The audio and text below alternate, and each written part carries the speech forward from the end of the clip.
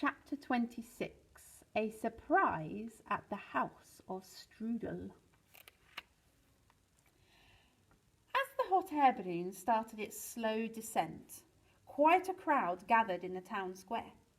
Mr. Penguin offered to help Lyle and Colin land the balloon, but after their experience of him piloting the cuckoo plane, they politely refused. As soon as they touched the ground, Mr. Penguin swung open the little door, and all the rodents ran out and scurried to meet their owners.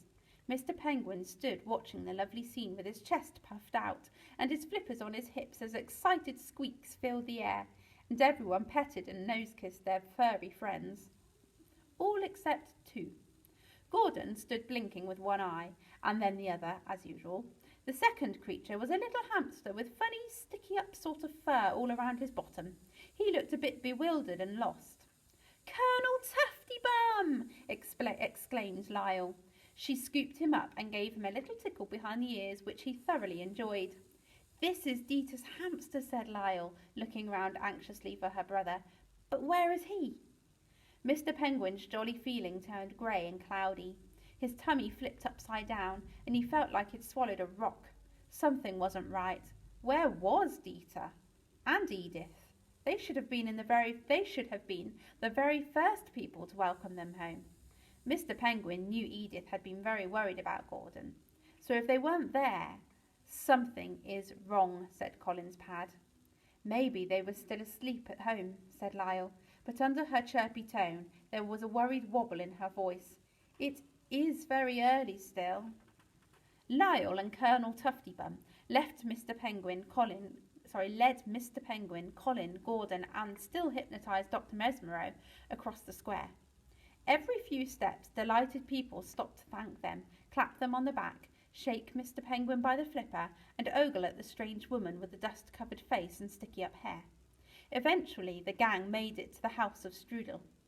The lights were off, and all was quiet. Lyle turned the door handle, but nothing happened. The door was locked. Said Lyle.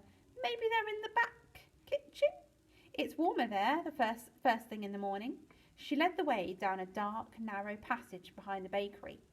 Mr. Penguin and Colin eyeballed each other. They were both very worried. The gang clambered across the small snow-covered yard piled high with empty delivery pallets.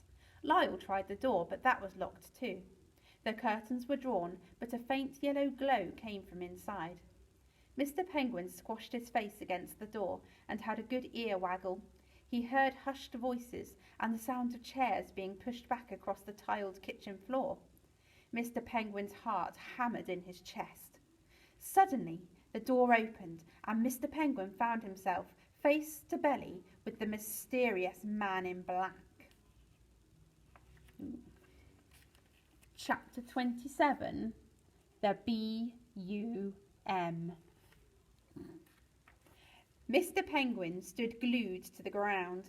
He looked at the man's long, pale face, sinister dark glasses, and grim expression. Then the light glinted off a badge on his lapel, and Mr. Penguin gasped. It matched the one the glamorous lady had been wearing on the roof of the Golden Pagoda Hotel. He was part of her gang. "Run!" yelled Mr. Penguin, and he swivelled on his heels and started to hoof it across the yard. He didn't get far because he stood on the end of a plank of wood that swung up, walloped him in the face, and sent him flying. Gordon still under his arm. Crash! "Colin!" cried Mr. Penguin. "Quick! Biff him on the nose! Clonk him on the kneecap! Give him what for!" Colin was just about to put his kung fu kicking legs into action when a voice floated out from inside the kitchen. "Colin, there will be no nose biffing or knee clonking. Mr. Penguin, come inside immediately." It was Edith's voice, and her tone told Mr. Penguin not to argue. Colin looked bitterly disappointed. The man in black reached over and hoiked Mr. Penguin up by his satchel and out of the snow. He placed him gently the right way up, put Mr. Penguin's hat back on his head, and straightened his bow tie.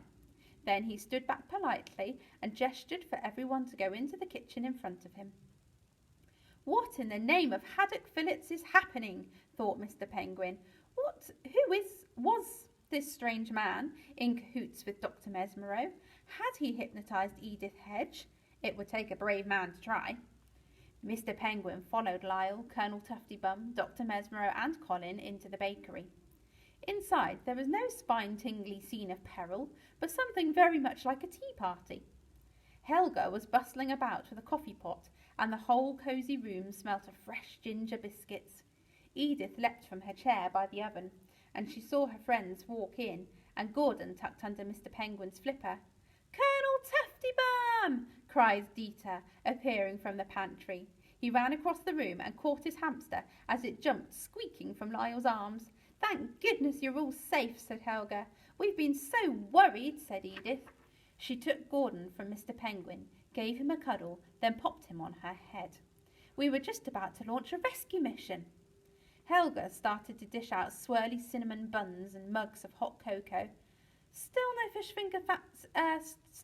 fingers or fish paste," Mr. Penguin noticed mournfully. And Lyle began telling everyone the tale. Mr. Penguin explained about the fortress and the hypnotron, and showed everyone Dr. Mesmero's notebook with all her plans written in it. Colin, between swallowing cinnamon buns practically whole, embroidered the story with lots of colourful details. Edith, Helga, Dieter, and the man in black listened intently, only interrupting to gasp at just the right moments. When the story was over, everyone started talking at once. Edith fussed over Gordon, Helga fussed over Lyle, Dieter fussed over Colonel Tuftybum, and Colonel Tuftybum fussed over the pastries. Colin fussed over the pastries, not Colonel Tuftybum. As Mr. Penguin continued to scoop large portions into his mouth, he still felt perturbed by the mysterious man in black standing in the corner. Finally, he couldn't hold it in any longer. He stood on his chair and said, "Please, can someone tell me who this person is?" And he pointed at the stranger with his flipper. "I'm very worried. He might be a baddie." "A baddie?" Edith hooted. "Not at all, Mr. Penguin. He's here to help. This is Reginald Spyglass. He's from the BUM. "The bum!" exclaimed Mr. Penguin, and Colin tittered on his pad. "No, BUM," corrected the man, stepping forward and shaking Mr. Penguin heartily by the flipper. He had a jolly sort of voice, and now his dark glasses were off, and he was smiling. He didn't look terribly sinister at all. He handed Mr. Penguin a business card. "Sir Reginald Spyglass, Chief Undercover Investigator, and also in charge of bringing donuts to the office on Fridays, BUM, the Bureau of Unsolved Mysteries. Address? You find us, Cityville."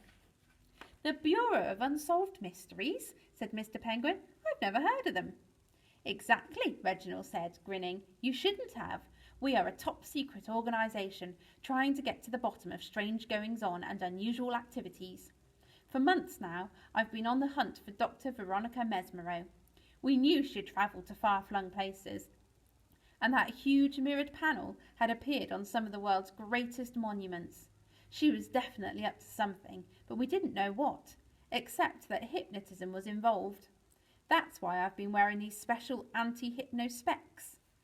Mr. Penguin's beak flapped open. "I've been waiting for a plane to arrive so I could fly over to the fortress and see what was going on over there myself, but you beat me to it. When I saw the hypnotic beam shooting into the sky, I raced over here to see if there was anything I could do to help get you all back. But look, you've already saved the day." Mr. Penguin was still concerned. "So you are absolutely sure you aren't a baddie?" Reginald guffawed. "We're like a top-secret society of police. We're the good guys, and ladies too, of course." Mr. Penguin narrowed his eyes.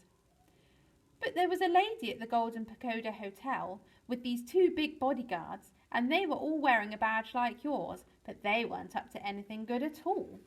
They were buying something from a thief." Reginald chuckled. "Ah, yes," he said, "the Enigma Stone. I'm afraid, Mr. Penguin, you've got the wrong end of the stick here. The lady and her 2 bodyguards are some of my BUM colleagues. Claire Riddle and Frank and Trevor Wallop, they look like brutes, don't they? But they are really as soft and fluffy as candy floss. You should see Trevor's collection of crystal unicorns." "We thought you were the baddies," said Reginald. "The Enigma Stone has been hidden away in the criminal underworld for decades.